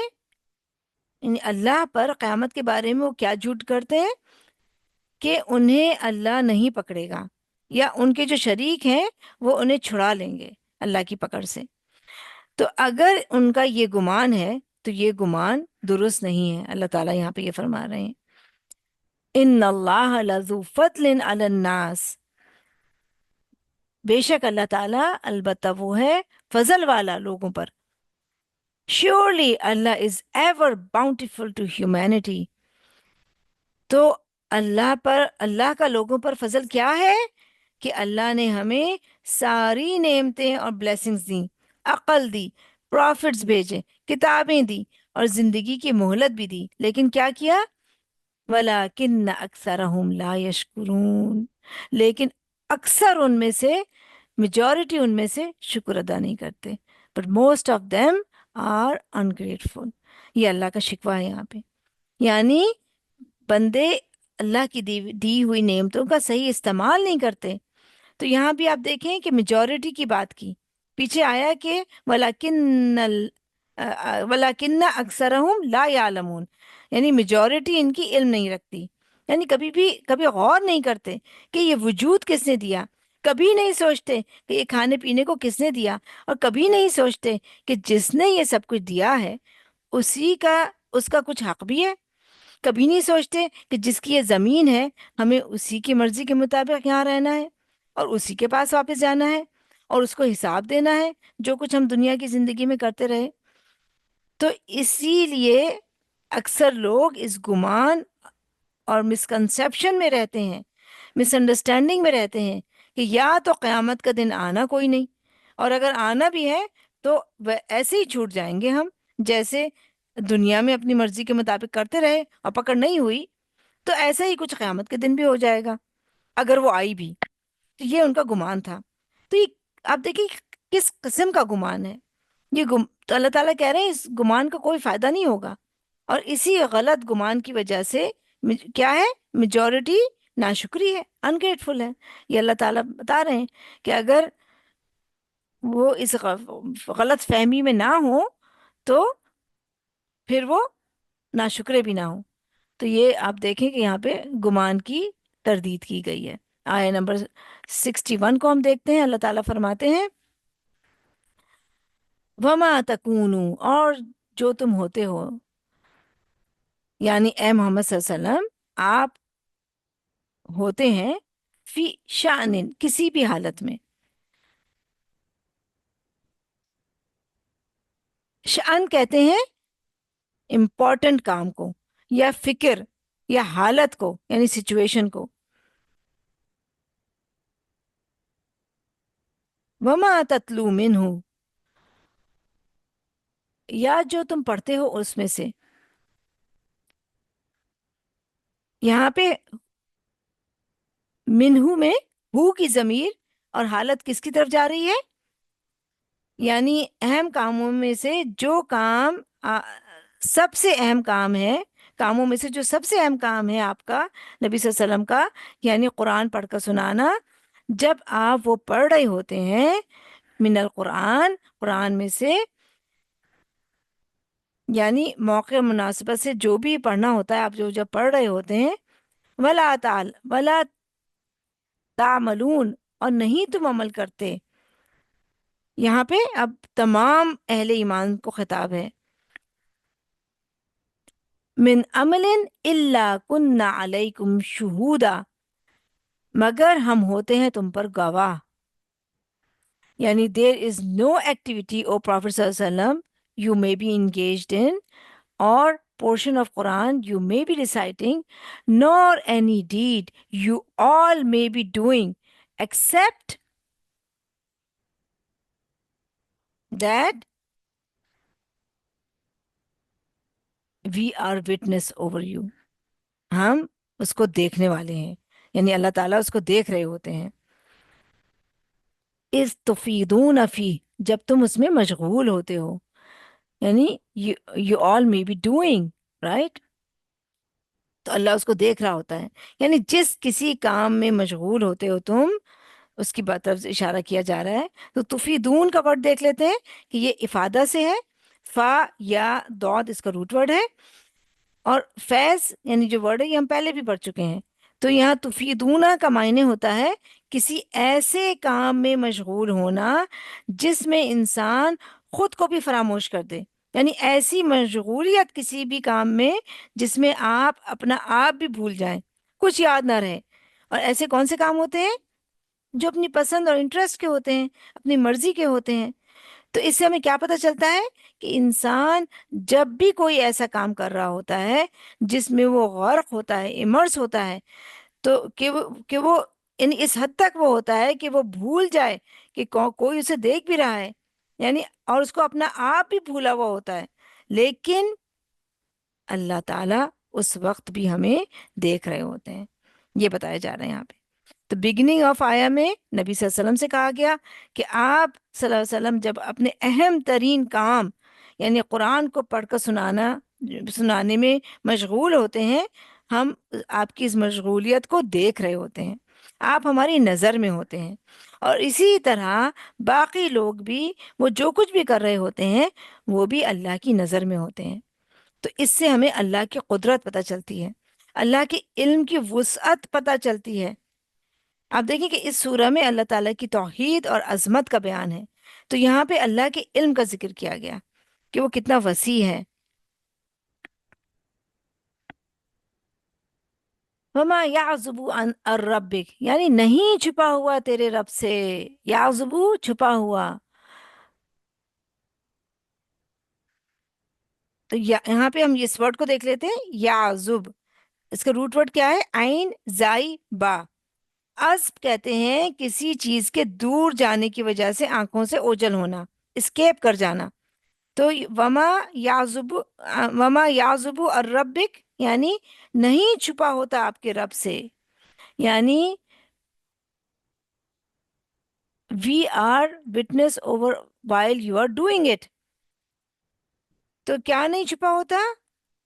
من مثقال ذرۃ فی الارض ولا فی السماء. تو من مثقال ذرہ یعنی وزن، ذرے کے برابر وزن، یعنی ایک equal to an atom's weight. مثقال کا ورڈ ثقل سے ہے، اور ثقل کہتے ہیں بوجھ یا برڈن کو، اور مثقال کہتے ہیں وزن یا ویٹ کو، یا برابر ہونے کے لیے بھی یوز ہوتا ہے. جب وزن کیا جاتا ہے تو ذرے کے برابر وزن بھی، یعنی کوئی بھی اس ذرے کے برابر کوئی چیز ہوتی ہے، فی الارض زمین میں، ولا فی السماء اور نہ آسمان میں. یعنی we are witness over you while you're doing it. Not even an atom's weight is hidden from your Lord on earth or in heaven. یعنی پوری یونیورس کے اندر اگر ذرہ یعنی ایٹم برابر بھی کوئی چیز ہو، وہ اللہ سے چھپی ہوئی نہیں ہے. اتنا وسیع کا علم.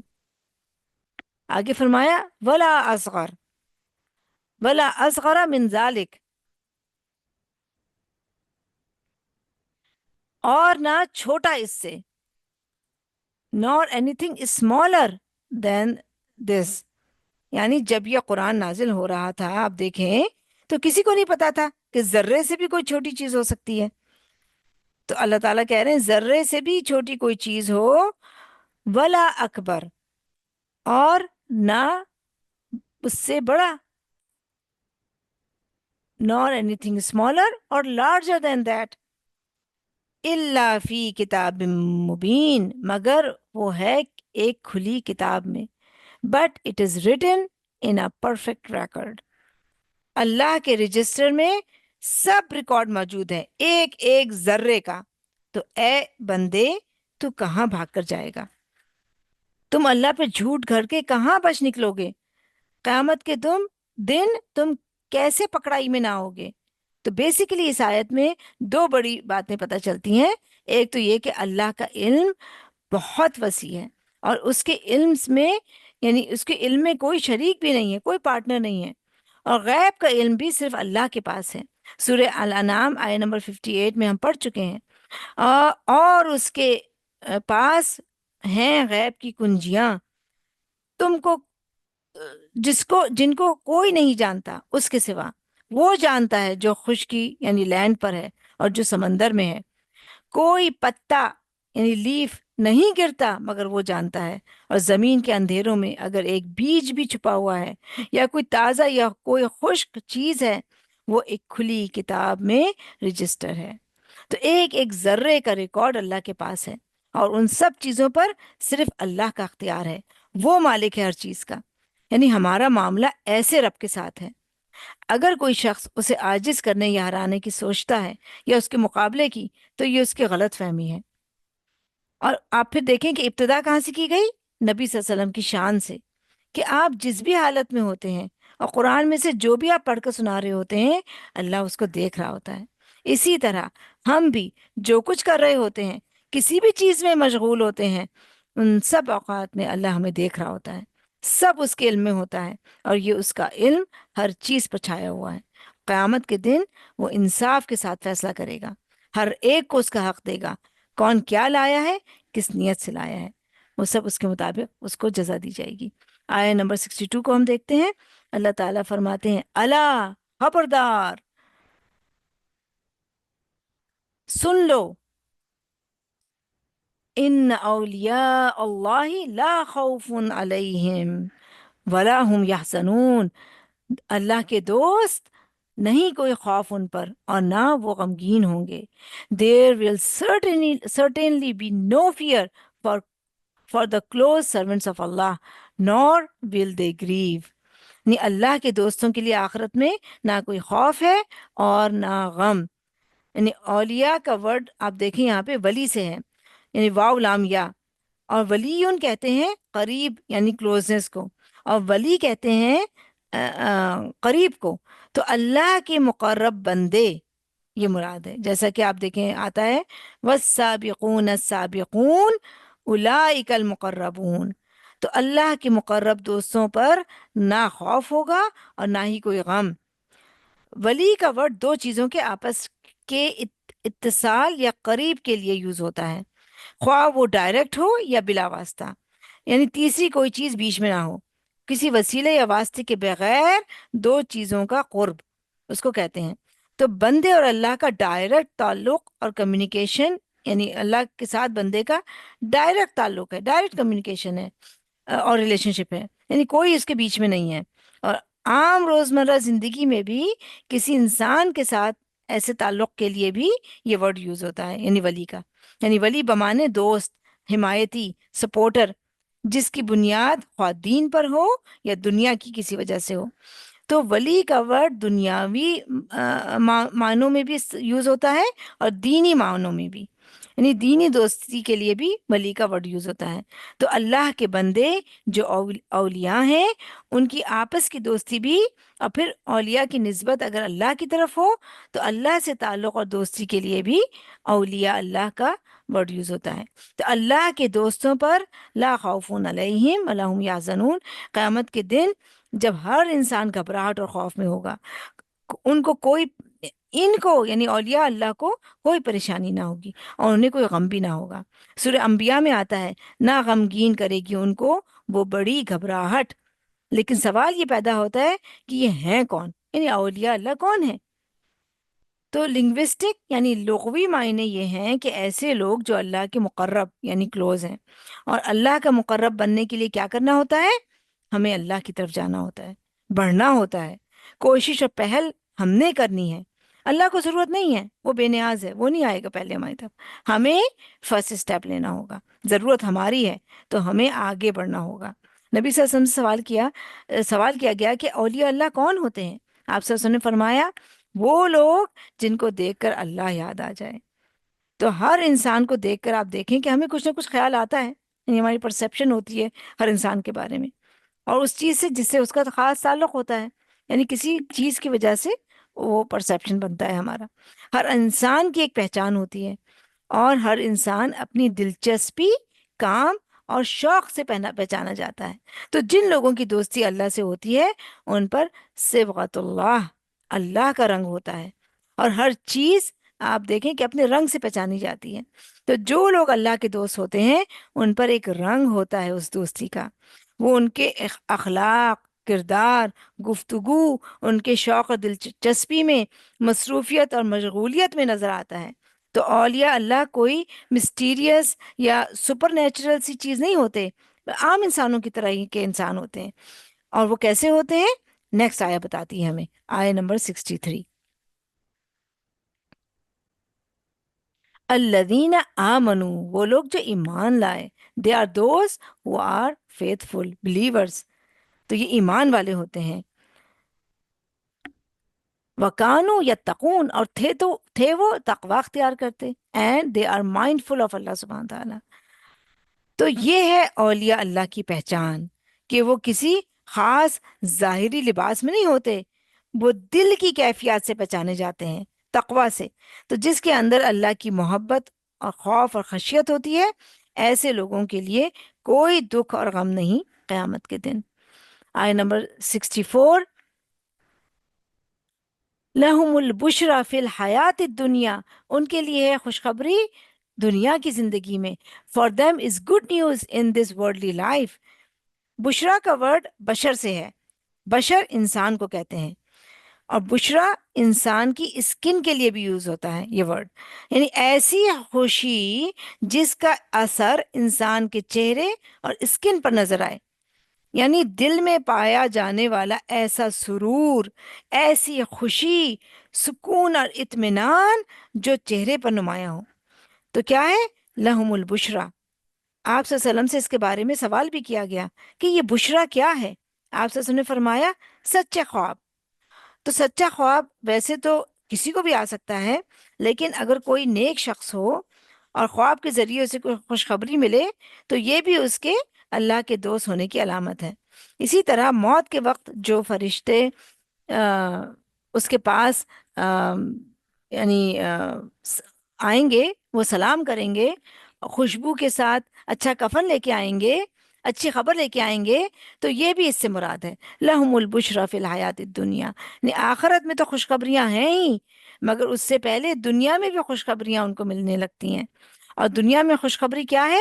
نیک نامی، نیکی میں نام پیدا کرنے والے ہوتے ہیں، نیکی میں نام پیدا کرتے ہیں. اور موت کے وقت موت جو ہے وہ آخرت کی پہلی منزل ہے، فرسٹ اسٹیپ ہے. تو اس وقت کیا خوشخبری ملتی ہے؟ حضرت عائشہ سے رضی اللہ عنہ سے روایت ہے کہ آپ صلی اللہ علیہ وسلم نے فرمایا جو بندہ اللہ سے ملاقات کا شوق رکھتا ہے، اللہ بھی اس سے ملنا چاہتا ہے، اور جو اللہ سے ملنا نہیں چاہتا، اللہ بھی اس سے ملنا نہیں چاہتا. تو عائشہ رضی اللہ عنہ کہنے لگی کہ ہم میں سے تو کوئی بھی مرنا نہیں چاہتا، یعنی موت کو ہم ناپسند کرتے ہیں، اور ظاہر ہے اللہ سے ملاقات تو موت کے بعد ہی ہوگی، اس دنیا کی زندگی میں تو نہیں ہو سکتی. تو آپ صلی اللہ علیہ وسلم نے فرمایا اس کا مطلب یہ ہے کہ جب موت کے وقت فرشتے آتے ہیں اور وہ اس بندے کو اللہ کی خوشی اور رحمت کی خبر دیتے ہیں، خوشخبری دیتے ہیں، تو اس کا شوق اور بڑھ جاتا ہے کہ میں جلدی اللہ سے ملاقات کروں، یعنی اب مجھے بس کب میں اللہ سے ملوں گا. اور موت کے وقت جس کو اللہ کی ناراضگی کی خبر دی جاتی ہے تو وہ ڈر جاتا ہے اور وہ کہتا ہے کہ میں اللہ سے نہیں ملنا چاہتا. جیسے آپ دیکھیں کوئی مجرم جج کا سامنا نہیں کرنا چاہتا، مگر نیک لوگ جب موت کے وقت خوشخبری پاتے ہیں کہ اللہ ان سے راضی ہو گیا، جیسے صحابہ کرام کے بارے میں آتا ہے رضی اللہ عنہم و رضوا عنہ. اور اسی طرح سے آپ دیکھیں کہ سورہ میں آتا ہے یا ایھت النفس المطمئنہ ارجعی الی ربکی راضیۃ مرضیہ، اے نفس مطمئنہ اپنے رب کی طرف چلو اس حالت میں کہ رب تم سے راضی ہے اور تم رب سے. تو اللہ کے فیصلوں پر راضی ہوتا ہے وہ بندہ، اور یہ حوصلہ جب آتا ہے جب انسان اللہ کے فیصلوں کی حکمت جاننے لگتا ہے۔ لہم البشرا فی الحیات الدنیا و فی الآخرہ، ان کے لیے دنیا میں بھی خوشخبریاں ہیں اور آخرت میں بھی۔ اور آخرت کے خوشخبریوں میں سے سورہ توبہ آیت نمبر 21 میں بھی ہم پڑھ چکے ہیں کہ ان کا رب انہیں بشارت دیتا ہے اپنے خاص رحمت، رضامندی اور ان باغات کی جن میں وہ ہمیشہ رہنے والی نعمتیں ہوں گی۔ سورہ فصلت آیت نمبر 30 میں بھی آتا ہے، بے شک وہ لوگ جنہوں نے کہا ہمارا رب اللہ ہے اور وہ اس پہ جم گئے، ثم استقاموا، ان پر فرشتے اترتے ہیں کہ نہ تم خوف کرو اور نہ غم، خوشیاں مناؤ اس جنت کی جس کا تم سے وعدہ کیا جاتا رہا۔ تو آگے مزید دیکھتے ہیں اس آیت میں، لا تبدیل لکلمات اللہ، نہیں ہے تبدیل ہونا اللہ کے کلمات کو، there is no change in the promise of Allah, Allah کے کلمات میں کوئی تبدیلی اور چینج نہ ہوگی۔ یہ اللہ کا سچا وعدہ ہے کہ جو اللہ کا دوست ہوگا اس کے لیے دنیا میں بھی خوشخبری ہے اور آخرت میں بھی۔ ذالک هو الفوز العظیم، وہ کامیابی ہے جو بڑی ہے، that is truly the ultimate ٹرائمف، تو بڑی کامیابی اس کو کہتے ہیں۔ یعنی ہر انسان آپ دیکھیں کہ سکسسفل لائف کے خواب دیکھتا ہے، لیکن اس کا تصور اور کرائٹیریا کیا بنایا ہوا ہے ہم لوگوں نے؟ اچھی ایجوکیشن ہو، اچھی جاب ہو، شادی ہو، بچے ہوں، اچھا گھر ہو، اچھی اولاد ہو، زبردست ماڈل کی کار ہو، دنیا میں ہائی اسٹیٹس کے، یعنی جو ہائی اسٹیٹس ہو۔ تو یہ جو ہیں سارے مین میڈ کرائٹیریا ہیں، معیارات ہیں، اور ان میں سے اگر ایک بات بھی نہیں، آپ دیکھیں کہ اس آیت میں ان میں سے ایک بات بھی نہیں لکھی ہوئی کہ جسے کامیابی یا سکسس کہا جائے۔ دنیاوی یا ورلڈلی پوائنٹ آف ویو سے یہ سب چیزیں، یعنی جو میں نے آپ سے ذکر کی، وہ ہونی ضروری ہوتی ہیں ان کے لیے۔ اگر ان میں سے ایک بھی چیز نہیں تو اس کو انتہائی بدقسمت سمجھا جاتا ہے۔ اور یہ یعنی ان لوگوں کے بنائے ہوئے اصول ہوتے ہیں، اور یہ ان کا یعنی اگر ان میں سے کوئی بھی ایک چیز نہ ہو تو ان کے لیے فوز العظیم کا جو گراف ہے وہ گر جاتا ہے، یعنی اس ایک چیز کی کمی پر سیلف پٹی کا شکار ہو جاتے ہیں، بے شک باقی ساری ملی ہوئی ہوں، اور اسی پہ پھر رونا دھونا مچاتے ہیں، باقی ساری نعمتوں کی ناقدری کرتے ہیں۔ لیکن اللہ کے ہاں یہ ساری چیزیں نہ بھی ہوں تو بھی وہ انسان کامیاب ہے اگر اس کی آخرت اچھی ہے اور وہ اللہ کا دوست ہے۔ اس کی دنیا بھی پرسکون ہوتی ہے چاہے اس سے سب کچھ چھن جائے، یعنی اللہ تعالیٰ دے کر بھی آزماتا ہے اور لے کر بھی ٹیسٹ کرتا ہے۔ تو چیزیں جو جانی تھیں وہ تو چلی گئیں، مگر اس پر بھی جو بندہ شکر ادا کرتا ہے اس کا اجر بھی باقی رہتا ہے، اور اللہ تعالیٰ اس سے زیادہ اور بہتر چیز عطا فرما دیتا ہے، اور یہی اصل ریئل سکسس ہے۔ تو اس کے لیے ہماری سوچ اور معیار یعنی کرائٹیریا کا درست ہونا بہت ضروری ہے، ورنہ ہم دنیا میں بھی نقصان میں ہیں، یعنی روتے دھوتے زندگی گزرے گی، اور آخرت میں تو پھر نہ جانے کیا انجام ہوگا ہمارا۔ تو ہم دیکھتے ہیں کہ وہ لوگ جو اللہ کی نعمتوں پر اور اس کے فیصلوں پر راضی رہتے ہیں انہیں دنیا میں بھی جنت کی خوشخبری مل گئی۔ یعنی آپ دیکھیں عشرہ مبشرہ ہم جانتے ہیں، تو ان میں صرف صحابہ نہیں تھے بلکہ صحابیات بھی تھیں جنہیں دنیا میں ہی جنت کی خوشخبریاں ملی ان کے نیک اعمال کی وجہ سے۔ تو لہم البشرا فی الحیات الدنیا و فی الآخرہ۔ تو یہ نہیں ہوتا کہ دین کی طرف، نیکی کی طرف آنے سے صرف آخرت ہی بنتی ہو، دنیا میں آپ دیکھیں دنیا میں بھی نعمتوں کی قدر آ جاتی ہے انسان کو، اللہ نے جو بھی دے رکھا ہوتا ہے اس پر شکر گزاری کا جذبہ آتا ہے، اور پھر اسی شکر گزاری کی وجہ سے انسان کو آخرت میں سب کچھ مل جائے گا۔ آپ دیکھیں کتنا بڑا وعدہ ہے اللہ تعالیٰ کا کہ لا تبدیل کلمات اللہ، اللہ کی بات اور وعدہ سب سے اچھا ہے۔ تو بندوں کی بات تو آپ دیکھیں کہ وہ پھر اپنی بات سے پھر بھی جاتے ہیں نا کبھی جب، لیکن اللہ کی بات بالکل نہیں بدلے گی، یہ یقین کے قابل ہے یہ بات کہ اصل خوشخبری یہی ہے۔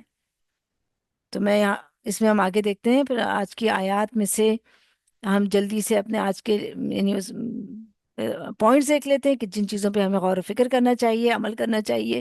آیہ نمبر 57 سے 58 میں ہم دیکھتے ہیں کہ ہمیں اللہ کی جو سب سے بڑی نعمت ہے قرآن، اس پہ خوش ہونا چاہیے کہ اللہ تعالیٰ نے ہمیں یہ کتاب عطا کی، ہمیں نصیحت دی، اس کے ذریعے شفا دی، ہدایت دی، رحمت دی، تو ہمیں اس کا شکر گزار ہونا چاہیے اللہ کے ساتھ۔ اور آیت نمبر 59 سے 61 میں ہم دیکھتے ہیں کہ ہمیں کسی چیز کو حرام یا حلال نہیں کرنا چاہیے، یعنی اللہ یہ کہ اللہ نے کسی چیز کو حرام و حلال کیا ہے وہی چیز حرام اور حلال ہے، یہ ہمارے اختیار میں نہیں ہے۔ اور ہمیں گمان نہیں کرنا چاہیے، ازمپشنس نہیں کرنے چاہیے اللہ کے بارے میں یا دین کی کسی چیز کے بارے میں، اپنی طرف سے کوئی گمان نہیں کر لینا چاہیے ہمیں، یعنی علم حاصل کریں، گمان کے اوپر زندگی نہ گزاریں ہم، اور اللہ تعالیٰ کی ہدایت پر جو اسے ہمیں دی ہے اس کے اوپر شکر گزار بنیں، اور اس بات کا احساس ہو، ہمیں کانشیس ہو ہم اس بارے میں کہ اللہ تعالیٰ ہمیں دیکھ رہا ہے، یعنی اس کے العلیم ہونے کا احساس ہمیں ہونا چاہیے ہر وقت۔ آیت نمبر 62 سے 64 میں ہم دیکھتے ہیں کہ ہم کوشش کریں کہ ہم اللہ کے دوست اولیاء ولی بن جائیں، اور اس کے ہم نے دیکھ لی ہے آیت میں کہ کیسے ہوتے ہیں ولی اللہ، اہل اللہ کون ہوتے ہیں، اہل القرآن۔ تو وہ ساری چیزیں ہمیں پتہ چلتی ہیں کہ اللہ کے ولی کون ہوتے ہیں، تو ہمیں ان کو اپنے اندر لانے کی کوشش کرنی ہے، اور اس بات پہ ہمیں پکا یقین ہو کہ اللہ کے وعدے سچے ہیں۔ وآخر الدعوانا ان الحمد للہ رب العالمین، سبحان ربک رب العزت عما یصفون وسلام علی المرسلین والحمد للہ رب العالمین۔ اب ہم لوگ کوئک قرآنک عربک کا سیشن کر لیتے ہیں سسٹر عائشہ کے ساتھ، تو چلیں ہم دیکھتے ہیں آج ہمیں کیا سکھا رہی ہیں وہ۔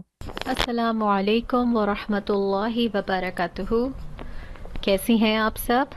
اللہ کا نام لے کر ہم اپنی آج کی کلاس 3 کو سٹارٹ کرتے ہیں۔ اعوذ باللہ من الشیطان الرجیم، بسم اللہ الرحمن الرحیم، رب اشرح لی صدری ویسر لی امری واحلل عقدۃ من لسانی یفقہوا قولی۔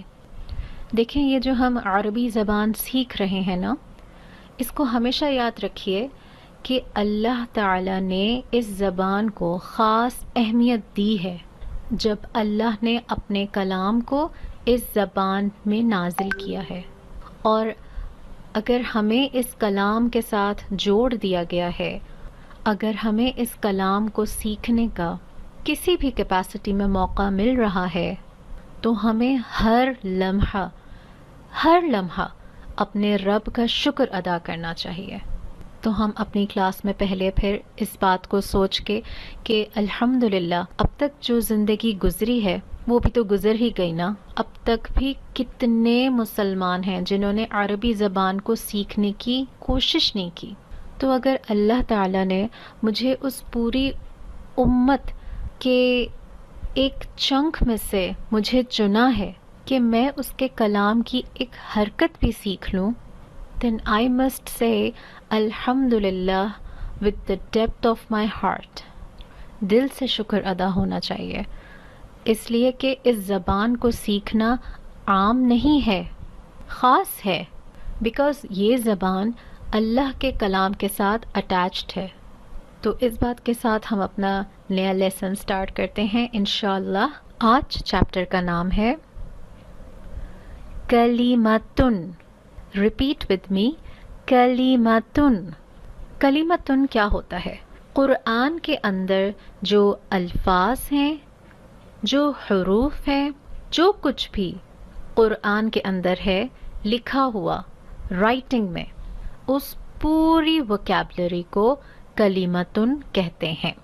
تو میں یہ بھی کہہ سکتی ہوں کہ قرآن کے تمام حروف اور الفاظ کو، تمام وکیبلری کو کلمہ کہتے ہیں۔ پوائنٹ نمبر 2، قرآن کی جتنی بھی وکیبلری ہے وہ سب کوئی نہ کوئی میننگز رکھتی۔ اچھا، نمبر 3 پوائنٹ، کلمہ کی 3 کیٹیگریز ہیں۔ ایک کیٹیگری ہوتی ہے حرف کی، حرف کی جمع ہے حروف، سیم چیز، ایک واحد ہے ایک جمع ہے۔ پھر دوسری کیٹیگری کلمہ کی ہے اسم، تیسری کیٹیگری آتی ہے فعل۔ So harf means letters, ism means noun, and fi'l means verb. But I would like you to pronounce in Arabic. harf, ism, fi'l. 3 points हम इसमें याद रखेंगे, ये प्लीज़ आप नोट डाउन कर लीजिए.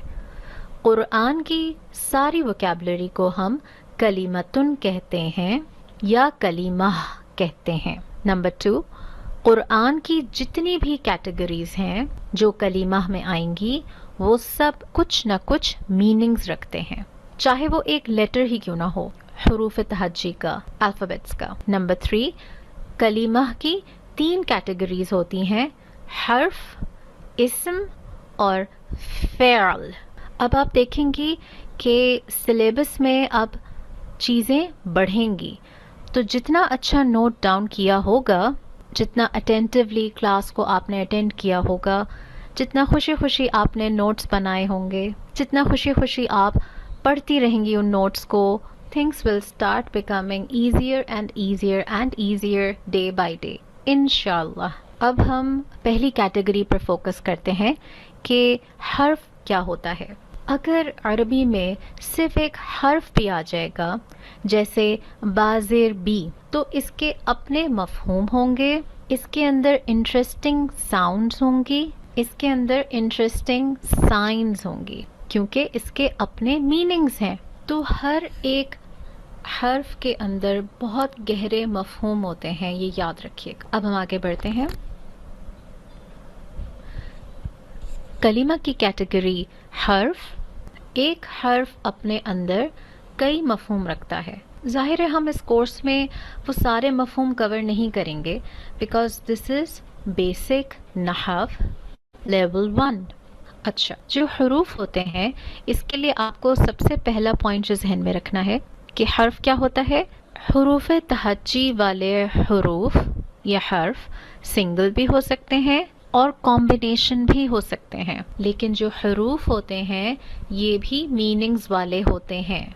तो सबसे पहला पॉइंट जो आपने हरूफ के लिए याद रखना है, नंबर 1, कि हर्फ एक भी हो सकता है. फॉर एग्जाम्पल आपके सामने लिखा हुआ है बाज़ेर बी, एक ही लेटर है ना, ये एक हर्फ होता है. फिर आपके सामने कॉम्बिनेशन में भी लिखा है मीम नून ज़ेर मिन. फिर अला में आपको लिखे हुए 3 तरह के हरूफ नज़र आ रहे हैं, आइन लाम, और आखिर में आपको ये या की शक्ल का नज़र आता है. तो हर हर्फ, चाहे वो एक हर्फ हो या वो 2 के कॉम्बिनेशन से बने हों या 3 के या 4 के कॉम्बिनेशन से बने हों, उन सब के कोई ना कोई मीनिंग होते हैं. ये मुख्तलिफ कैटेगरीज के होते हैं. मिसाल के तौर पर अभी हमें सिर्फ एक बात याद रखनी है जो मैंने आपको बताई, कि एक लेटर वाला भी हर्फ होगा, 2 लेटर वाले भी हरूफ होंगे. मैं बताऊंगी आपको कि कहाँ हर्फ आ रहा है, फिर आप उसको याद कर लेंगे. ओके, कुरान में आता है बिल्लाही. अब आपको अच्छी तरह पता है अल्हम्दुलिल्लाह कि अल्लाह एक लफ्ज़ है. यू आर फेमिलियर, आप माशाल्लाह तिलावत करने वाली हैं. तो अल्लाह ही में से अगर मैं शुरू का बाज़ेर बी हटा देती हूँ, सो एक्चुअली इट इज़ बा प्लस अल्लाही, बी प्लस अल्लाही. बी एक हर्फ हो गया. फिर आप पढ़ती हैं लिल्लाही. अगर मैं अल्लाह का लफ्ज़ अलग कर दूँ तो शुरू में लाम ज़ेर ली अलग हो गया. फिर हम पढ़ते हैं बिल किताबी. अगर मैं अल किताबी में से बाज़ेर बी को अलग कर दूं तो बाज़ेर बी हर्फ हो गया. फिर कसय्यिबिन, ये सूरत बकरा में आता है. आप इसमें शुरू का जो काफ ज़बर का देख रही हैं, ये एक हर्फ है. तो ऐसे हरूफ होते हैं अरबी ज़बान में. अल्लाहु के साथ अगर आपने बाज़ेर बी अटैच किया शुरू में, तो अब ये बन जाता है बिल्लाही. ये जो बिल्लाही लिखा हुआ है ये असल में क्या था, अल्लाहु. फिर मैंने इसके साथ एक बी अटैच कर दिया शुरू में, तो ये बन गया बिल्लाही. अब हरूफ के लिए या हर्फ के लिए पॉइंट नंबर 2 जो आपने नोट डाउन करना है کہ یہ حروف مختلف کیٹیگریز کے ہوتے ہیں. ان میں سے کچھ حروف اپنے بعد والے اسم کا اعراب بدل دیتے ہیں. Now that's the important point. اور حروف کے بارے میں ابھی ہمیں اتنا ہی پڑھنا ہے. حروف میننگز والے ہوتے ہیں. نمبر 2، کچھ حروف اپنے بعد آنے والے اسم کا اعراب بدل دیتے ہیں. Not all حروف. Clear? So this is our today's class now. اللہ تعالیٰ آپ کے لیے اس علم کو فائدہ مند بنائے، اللہ سے محبت میں آگے بڑھنے کا سورس بنائے، اور ہم سے اس محنت کو قبول فرمائے. سبحانک اللہم و بحمدک، نشہد ان لا الہ الا انت، نستغفرک و اتوب الیک. السلام علیکم ورحمۃ اللہ وبرکاتہ. السلام علیکم ورحمۃ اللہ وبرکاتہ. میری پیاری پیاری بہنوں، آپ لوگوں کو اگر آپ کوئی کوسچن ہے تو آپ کر لیتے ہیں. میں مجلس کے کفارے کی دعا پڑھ لیتی ہوں. سبحانک اللہم و بحمدک، اشہد لا الہ الا انت، استغفرک و اتوب الیک.